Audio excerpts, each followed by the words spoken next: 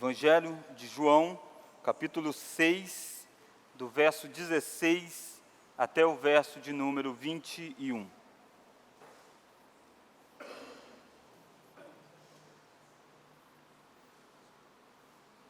Diz assim: Ao descambar o dia, os seus discípulos desceram para o mar e, tomando um barco, passaram para o outro lado, rumo a Cafarnaum. Já se fazia escuro e Jesus ainda não viera ter com eles. E o mar começava a empolar-se, agitado por vento rígido que soprava. Tendo navegado uns 25 a 30 estádios, eis que viram Jesus andando por sobre o mar, aproximando-se do barco, e ficaram possuídos de temor. Mas Jesus lhes disse: Sou eu, não temais. Então eles, de bom grado, o receberam, e logo o barco chegou ao seu destino. Vamos ler também Mateus capítulo 14. Deixa aberto aqui em João 6, e Mateus capítulo 14 vai trazer o relato deste mesmo episódio, agora sobre a ótica de Mateus. E Mateus nos dá mais detalhes deste milagre. Mateus capítulo 14, a partir do verso 22 até o verso de número 33.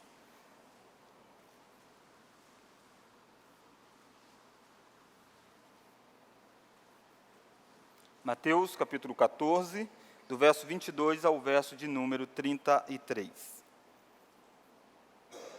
Diz assim: Logo a seguir, compeliu Jesus os discípulos a embarcar e passar diante dele para o outro lado, enquanto ele despedia as multidões.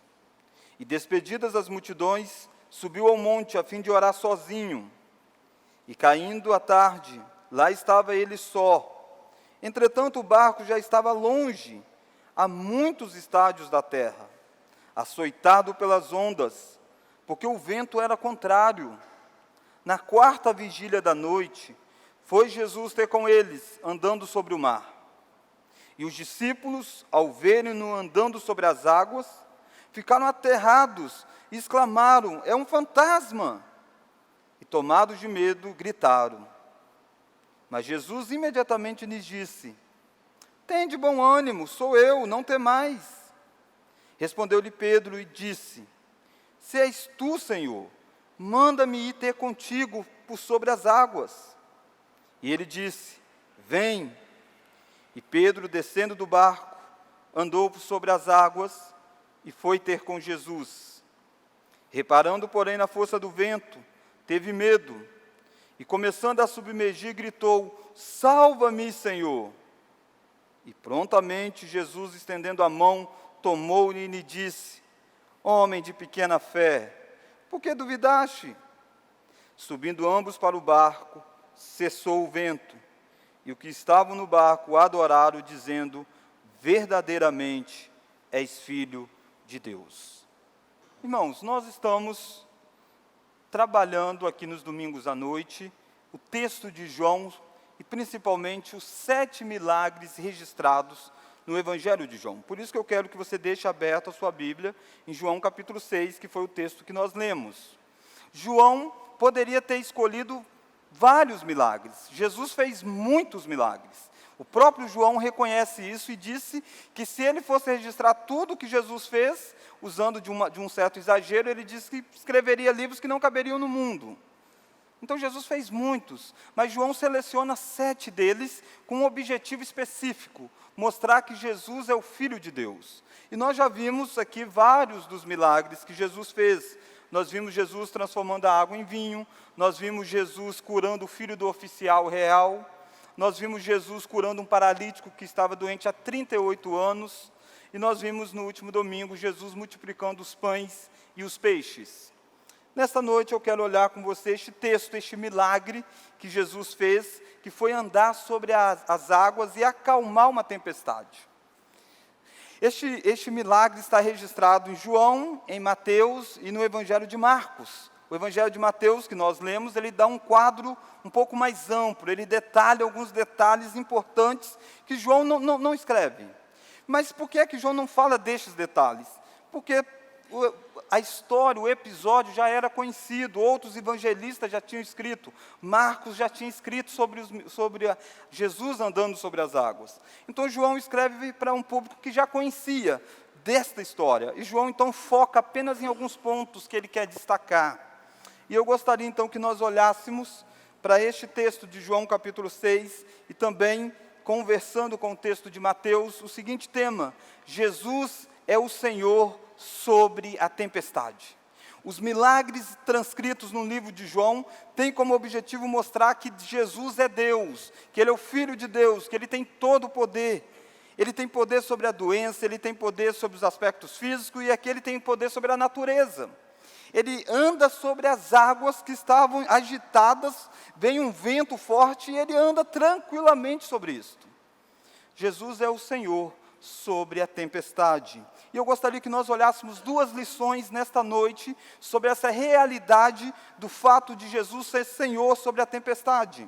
Primeira lição: a tempestade também faz parte do plano de Deus para as nossas vidas. Olha aí João capítulo 6.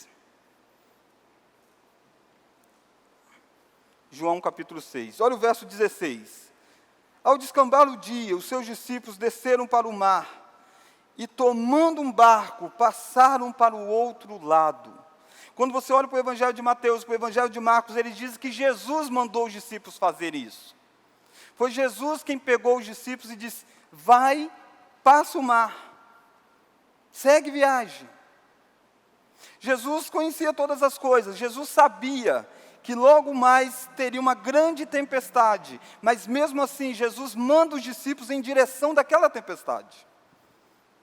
Eu e você, que caminhamos na fé cristã, que desfrutamos do amor de Deus, do amor de Jesus, nós não estamos isentos de passar pela tempestade, e muitas vezes Deus nos conduz exatamente para a tempestade. Jesus poderia ter pegado esses homens, ter levado eles consigo para o momento de oração que Jesus vai ter. Jesus poderia ter dito: não vamos viajar porque a coisa ficará feia logo mais. Mas não, Jesus manda eles irem exatamente para o outro lado. E eles pegam o barco, a princípio não havia vestígio de temporal, e eles vão. Mas algo acontece, vem um vento forte, esse mar que é o mar da Galileia, e nós já falamos em outros momentos que este mar, na verdade, é um grande lago. E existe toda a sua geografia em volta, e isso fazia com que um vento forte, de vez em quando, chegava naquele mar. E era um vento assustador mesmo, ao ponto destes homens aqui, boa parte deles eram pescadores, conhecia do mar da Galileia. E eles estão dentro de um barco remando, e vem um vento forte, e eles começam a rodar, de certa forma, o barco é levado para um lugar mais profundo do lago, um lugar mais difícil. Eles vão quase que para o centro daquele lago, e no meio disso tudo, eles estão em meio a uma tempestade, exatamente porque eles estão obedecendo à ordem de Jesus. Quando você olha para a história de Jonas, e Jonas passou por uma tempestade, você percebe o motivo. Jonas estava em desobediência a Deus, e Deus mandou uma tempestade. E aí é fácil você entender a tempestade na vida de Jonas. Mas e o caso destes discípulos? Eles estão em obediência, eles estão fazendo aquilo que Jesus mandou eles fazerem. E eles vão em direção à tempestade. Eu e você não somos diferentes. A tempestade também faz parte do plano de Deus para as nossas vidas. A tempestade também fazia parte do projeto de Deus para a vida daqueles homens. Deus queria ensinar aqueles discípulos algo extraordinário no meio da tempestade. E quando Deus nos manda e permite que tempestade venha às nossas vidas, Ele tem um projeto. E o projeto é ensinar quem Ele é no meio da tempestade. Ele quer trabalhar conosco. Esses discípulos, naquele dia, tinham visto algo extraordinário. O contexto mostra que foi naquele momento que Jesus multiplicou os pães. Pegou 5 pães, alimentou uma multidão. Tinha 5.000 homens, para você ter ideia. Através de 5 pães e 2 peixinhos, ele faz isso. Alimenta a multidão. E os discípulos presenciaram isso. Mas a vida cristã também é feita de momentos de tempestades. O poder de Jesus não se revela apenas dando pão, mas o poder de Jesus se revela visitando o povo no meio de uma tempestade. Você entra aqui nessa noite, talvez, com a sua agenda sendo levada por Deus para o meio de tempestades. E a tempestade não está fora do decreto de Deus para você. Talvez você entre com o coração apertado, porque você está no meio de uma tempestade. Talvez você ache que Jesus não te ama, porque você está no meio da tempestade. Essa tempestade era tão forte, irmãos, que amedrontou pescadores experientes, homens do mar. Essa tempestade era tão forte, que fez com que a viagem rendesse pouco. Olha aí comigo o verso de número 17. E tomando um barco, passaram para o outro lado, rumo a Cafarnaum. Vamos ler agora? Já se fazia escuro, e Jesus ainda não viera ter com eles. Quando você olha para os evangelhos, você percebe que já era a 4ª vigília da noite. Os judeus dividiam a noite em 4 vigílias. Dividia a noite em 4 grupos de 3 horas. Começava às 6 da noite até 9 da noite, era considerada a primeira vigília. Das 9 horas da noite até meia-noite, era considerada a segunda vigília. De meia-noite até as 3 horas da madrugada, era a terceira vigília. E Mateus nos diz que já era a 4ª vigília. Ou seja, estava entre 3 horas da manhã, às 3 horas da madrugada, melhor dizendo, às 6 horas da manhã. Em algum momento dessa parte da madrugada, a tempestade já estava fortíssima e Jesus não tinha aparecido ainda. E eles estão lidando então com alguns dramas. Eles estão lidando com a intensidade da tempestade, que é enorme. Olha o verso de número 19. Tendo navegado 25 a 30 estádios. Isso equivale em torno de 4 a 6 quilômetros. Então eles entraram para esta viagem, ainda estava no finalzinho da tarde. Já era a 4ª vigília da noite. No mínimo já era 3 horas da manhã. E eles conseguiram navegar apenas algo em torno de 4 a 6 quilômetros. Percebe que a viagem não está rendendo? Este é o drama, essa é a intensidade da tempestade.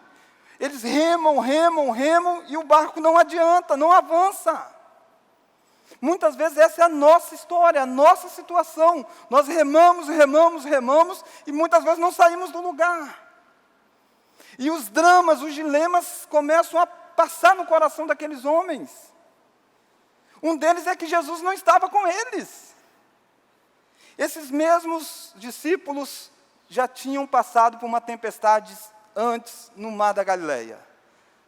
Num certo momento eles estavam andando por este mesmo mar, com Jesus no barco, e vem uma tempestade enorme, e o barco está quase a naufragar, e Jesus estava dormindo na polpa. E aí eles puderam olhar e dizer: Senhor, não importa que pereçamos. Agora é no mesmo mar, uma outra tempestade. A diferença é que Jesus não está presente. Talvez o coração deles passasse a dúvida: e se ele tivesse? Por que ele mandou a gente? Por que ele não veio junto? Os nossos dramas no meio das tempestades da nossa vida, muitos deles se dão exatamente porque nós sentimos a ausência de Jesus. Achamos que ele está ausente. Mas o texto de Mateus traz algo lindo. O texto diz que Jesus subiu e estava orando lá. E o barco lá embaixo estava em tempestade. O texto de Marcos diz que Jesus viu o barco em tempestade. Jesus estava orando, mas sabia do que estava acontecendo com aqueles discípulos. Jesus não perdeu aquele barco de vista. Jesus não estava presente fisicamente com eles no barco, mas Jesus sabia o que estava acontecendo com eles. Talvez você está vivendo achando que Jesus está ausente da sua tempestade, mas Ele sabe o que você está passando. Ele conhece o seu coração, Ele sabe as lutas, Ele sabe aonde Ele está levando você. Jesus sabia o tempo todo. A tempestade também faz parte do plano de Jesus. Os dilemas no meio da tempestade é a ausência dele, é achar que ele está ausente. E esse é o nosso sentimento. Quando a lágrima chega, quando a aflição bate a porta, é achar que Jesus não está conosco. Quando ele disse, eis que eu estou convosco todos os dias, até a consumação dos séculos. Todos os dias inclui os dias difíceis da sua vida. Inclui a tempestade que você passa. A demora de Jesus é outro drama destes homens. Jesus tinha dito que em algum momento iria encontrar com eles. Mas já era a 4ª vigília da noite, quando Jesus foi ter com eles. Muitas vezes parece que Jesus demora em se voltar para nós. Parece que muitas vezes no meio da tempestade, parece que ela é duradoura, e a ausência de Jesus parece ser algo forte e demorada para Jesus aparecer. No meio disso tudo, Jesus estava junto ao Pai, intercedendo por aqueles discípulos também. Jesus estava em oração, quando os discípulos estavam no meio de uma grande tempestade. Nós sabemos que nós temos junto ao Pai, Cristo Jesus, o nosso advogado, como nós lemos. Jesus não está presente fisicamente, mas Ele está presente espiritualmente conosco, e fisicamente Ele está ao trono do Pai, rogando por nós, intercedendo por nós. Mesmo quando você está na tempestade, você continua sendo alvo da intercessão dEle. É Ele quem levou você para lá. Primeira lição, a tempestade também faz parte do plano de Deus para as nossas vidas. Há um evangelho sendo pregado muito leve. Há um evangelho sendo pregado que diz que se você crê em Jesus, você vai passar por essa vida sem passar por aflições, dificuldades. Este não é o evangelho bíblico. Essa não é a experiência dos discípulos, dos apóstolos, e nem é a nossa experiência no cotidiano. Todos nós aqui temos histórias de vida.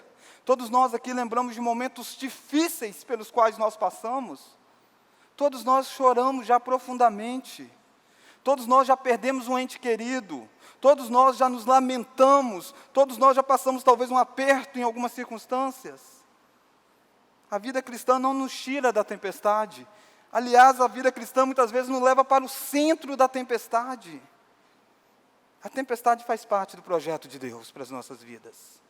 Tomara que você possa entender isso na sua vida. Tomara que você possa entender que Deus trabalha com você no meio da tempestade. Ele lida com você e Ele visita você no meio da tempestade. Primeira lição, então, a tempestade também faz parte do plano de Deus para as nossas vidas. O discipulado desses discípulos não consiste apenas em ver Jesus curando um paralítico de 38 anos. Não consiste apenas em ver Jesus transformando a água em vinho. Não consiste apenas em ver Jesus pegar 5 pães e 2 peixinhos, multiplicar. O discipulado também consiste em Jesus mostrar que Ele é o Senhor da tempestade. E quando Ele nos manda para a tempestade, Ele sabe o que vai fazer. Primeira lição, então, a tempestade também faz parte do plano de Deus. A segunda e última lição. Jesus é o Senhor da tempestade. Primeiro, a tempestade também faz parte do plano de Deus. Segundo, a tempestade também é o cenário onde Jesus nos surpreende, mostrando quem Ele é. É no meio da tempestade que Jesus vai surpreender estes discípulos, mostrando quem Ele é. Olha aí comigo, a partir do verso de número 19, de João capítulo 6. Tendo navegado os 25 a 30 estádios, nós já vimos que é algo em torno aí de 4 a 6 quilômetros. Vamos ler agora? Eis...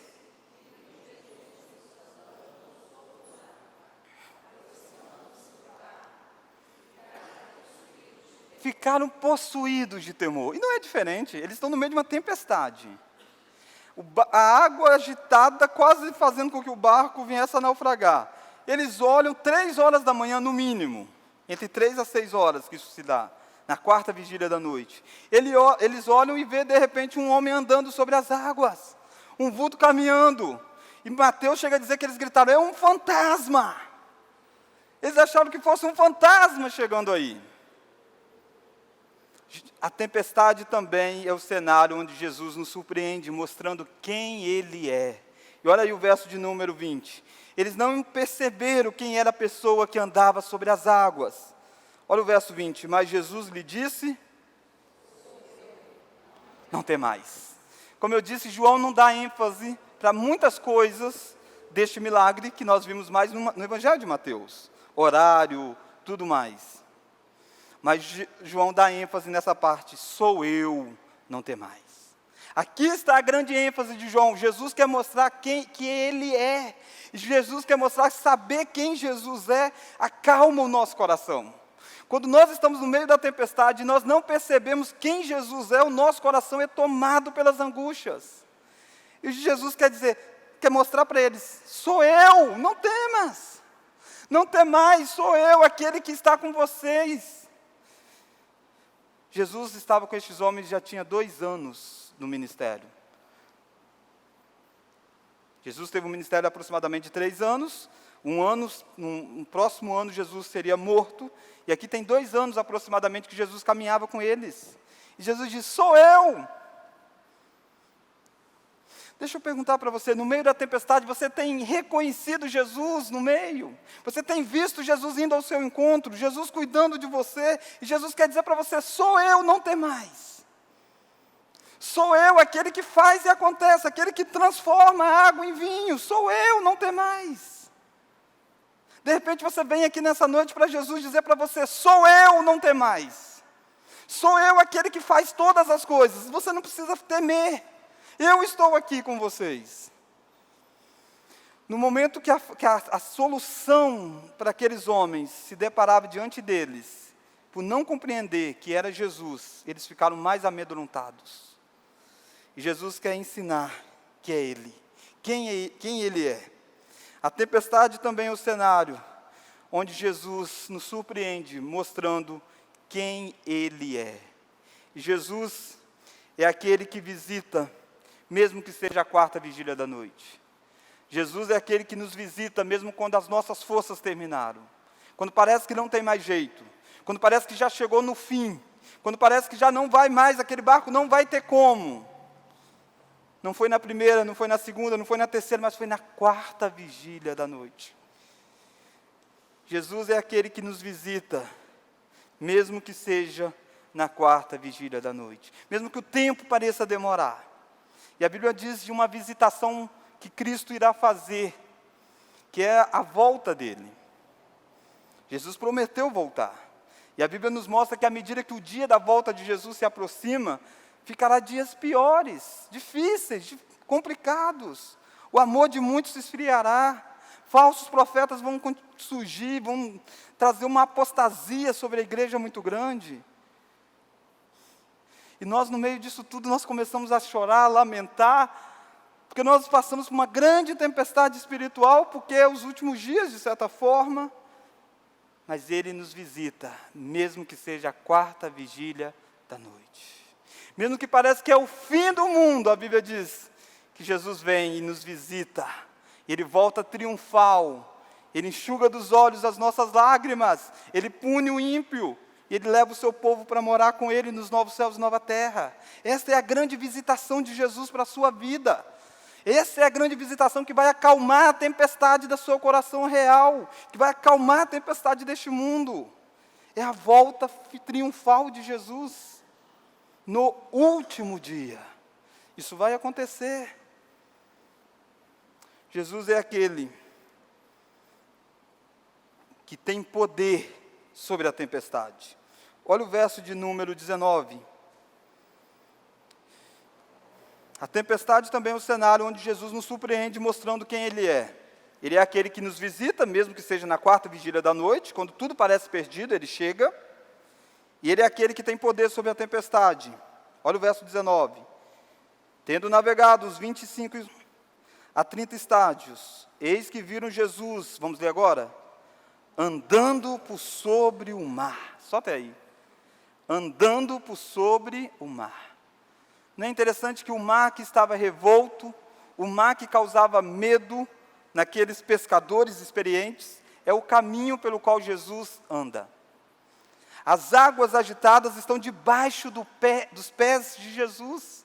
Ele pisa firme sobre as águas, mostrando que Ele tem poder sobre a tempestade. Ele é o Senhor da tempestade.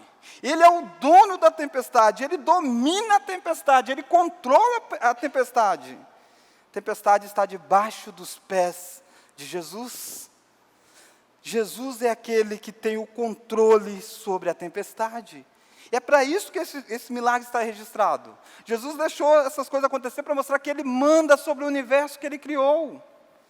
Se Ele manda sobre o universo que Ele criou, será que Ele não conhece a tempestade pessoal da sua vida? Será que Ele não sabe as dificuldades que você está passando? Será que Ele não tem poder sobre isso? Lógico que Ele tem. Também estas tempestades que você passa está debaixo dos pés dEle. Ele anda sobre ela. Ele domina. Olha que Jesus tem poder, mostrando que Ele anda sobre a tempestade. E quando Ele entra no barco, cessa a tempestade. Não tem mais tempestade, porque Ele domina sobre ela. E olha o verso 21. E logo, finalzinho do verso 21. E logo o barco chegou ao seu destino. Irmãos, o barco que tinha passado tantas horas, quase 9 horas navegando e não tinha andado praticamente nada, quase 4 a 6 quilômetros. Jesus entra no barco e logo o barco chega ao seu destino. Porque Ele tem poder sobre a tempestade. A tempestade cessa quando Cristo quer, porque Ele é quem comanda sobre ela. Jesus está dizendo, sou eu, não temais. Eu sou aquele que tem poder sobre a tempestade. Eu sou aquele que piso nas águas agitadas da sua vida. Mas olha mais, Jesus é aquele que nos levanta em nosso fracasso. E aí eu quero que você olhe Mateus capítulo 14, que é o texto que nós lemos também de amparo para este milagre. Olha Mateus capítulo 14. João não diz mais nada, João para o seu relato aí. Mas Mateus capítulo 14 nos dá um quadro de quando Jesus disse que era Ele. Pedro então se apresenta. Olha lá Mateus capítulo 14. Ele é aquele que nos levanta em nossos fracassos. Olha Mateus capítulo 14. Olha o verso 27. Mas Jesus imediatamente lhe disse, tem de bom ânimo, sou eu, não temais. Você viu isso em João? Jesus dizendo, sou eu, não temais. Olha o verso 28. Respondendo-lhe Pedro disse, vamos ler? Se és tu, Senhor, manda-me ir ter contigo por sobre as águas. E ele disse, vem. E Pedro, descendo do barco, andou por sobre as águas e foi ter com Jesus. Verso 30, vamos ler? Reparando, porém, na força do vento, teve medo. E começando a submergir, gritou, salva-me, Senhor. Verso 31, e prontamente Jesus, estendendo a mão, tomou e lhe disse, homem de pequena fé, por que duvidaste? Jesus é aquele que nos levanta no nosso fracasso. Muitas vezes nós olhamos para esse texto de Pedro e nós queremos nos identificar com Pedro como aquele que anda sob a tempestade. Mas irmãos, o nosso retrato aqui não é esse primeiro momento de Pedro de quem anda sobre as águas, não. O nosso retrato é daquele que mesmo vendo Jesus, nós naufragamos muitas vezes. E Jesus é aquele que estende a mão para nós e nos levanta no nosso fracasso. Jesus poderia deixar Pedro ir a fundo. Jesus poderia ter dito, morreu porque não acreditou. Eu disse. E eu provei, ele andou um pedacinho, mas ele olhou para o vento e afundou. Mas Jesus estende a mão. Quantas vezes eu e vocês fracassamos, mesmo sabendo que é Jesus que está conosco. E nós começamos a andar, mas nós começamos a afundar. E Jesus é aquele que estende a mão, nos sustenta no nosso fracasso, nos levanta no meio do fracasso. Quem é Jesus? Você sabe? Jesus está dizendo para você, sou eu. Eu sou aquele que levanta você no seu fracasso. Talvez você entre nessa noite já naufragando como Pedro. E Jesus está estendendo a mão para você e levantando você. De repente você entra aqui no meio de uma grande tempestade, e duvidando do amor e da bondade de Jesus, porque você está passando por ela, duvidando do cuidado dEle. Eu quero dizer para você, a tempestade faz parte do projeto dEle para a sua vida. É assim que você cresce. Há lições que nós aprendemos com lágrimas nos olhos, que nunca aprenderíamos no momento de sorriso, de riso, de alegria. De repente, essa noite, você já está na 4ª vigília da noite. E Jesus pode entrar na sua vida e mudar a sua situação. Você sabe quem é Jesus? Ele é aquele que faz e acontece. Ele é aquele que consola. Ele é aquele que disse que estaria com você todos os dias, até a consumação dos séculos. Irmãos, o que impressiona é que este Jesus que tem todo o poder, que andou sobre uma água agitada, um mar agitado, aquele que entrou e o vento parou, esse Jesus, quando foi na cruz do Calvário, aceitou ser pregado na cruz, aceitou que colocasse coroa de espinho na cabeça dele, e ele tinha poder para tirar tudo isso. Ele já mostrou isso andando nas águas. Ele foi chicoteado,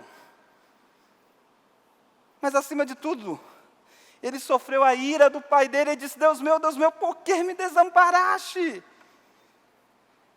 Jesus tinha todo o poder se ele quisesse fazer diferente. Ele disse para os discípulos: se eu quisesse, eu rogaria ao Pai, e ele enviaria 12 legiões de anjos e me libertaria de tudo isso. Por que é que aquele que tem todo o poder, aquele que domina sobre a natureza, aceitou ser pregado numa cruz? Para que ele pudesse dizer para você: sou eu, não temais. Sou eu, não temais. Eu sou aquele que ama você, aquele que morreu em seu lugar. Crê em mim, você terá vida e vida eterna. O Evangelho de João tem como propósito nos ensinar que Jesus é o Filho de Deus, que fez milagres extraordinários, credenciou o seu ofício mostrando com o seu poder, mas Ele é aquele que abriu mão de exercer o seu poder, para que hoje nós pudéssemos celebrar a ceia dEle, que nós comemorássemos a derrota dEle humanamente falando naquela cruz, que na verdade foi a grande vitória, que na cruz Ele pagou o preço dos nossos pecados, porque 3 dias depois Ele ressuscitou, para dizer para você: sou eu, não temais. Ele vai voltar e vai nos receber para que nós possamos cear com Ele de novo, pessoalmente. Gostaria que você olhasse para a sua vida neste instante, sondasse o seu coração e lembrasse que Jesus também é o Senhor da tempestade. Ele é o dono de tudo. Sou eu, não temais. Vamos orar? Pai querido, nós somos gratos a Ti, porque servimos a um Deus que é poderoso, um Deus que é glorioso, um Deus que tudo está sob o controle dEle. E um Deus que faz um decreto para as nossas vidas, um projeto, um plano para nós. E neste plano o Senhor inclui momentos de dificuldade, de tempestades, mas que no meio de todas essas aflições o Senhor nos surpreende mostrando que o Senhor tem poder, domínio, controle sobre ela. Neste instante, ó Deus, nós clamamos que nós possamos conhecer quem é Jesus de fato. E conhecendo o Senhor, nós possamos acalmar o nosso coração. Tranquilizar, ó Deus, a nossa mente, sabendo que o Senhor está conosco. O Senhor está no barco da nossa vida. E nós chegaremos no destino certo. Obrigado por esta noite. Obrigado pelo Teu amor revelado na cruz do Calvário. Obrigado porque em breve nós vamos comemorar a morte e ressurreição de Jesus Cristo através desta ceia. Essa é a nossa oração, em nome de Jesus. Amém.